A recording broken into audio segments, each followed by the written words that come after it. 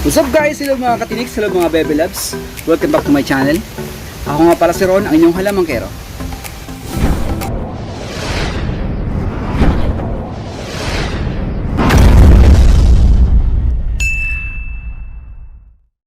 So ngayong araw gagawa tayo ng isang disc garden para sa ating mga alagang cactus and succulents. At nga pala guys, sa mga hindi pa nakasubscribe dyan, please don't forget to subscribe and like this video and hit that bell button para updated kayo sa mga ganap sa tinlakad ko. So ito, minapili na tayong mga halaman na natin ilalagay.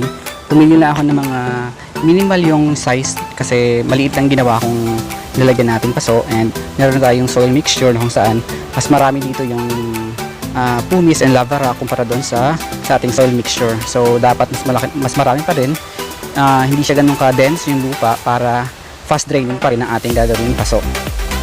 So start na tayo guys.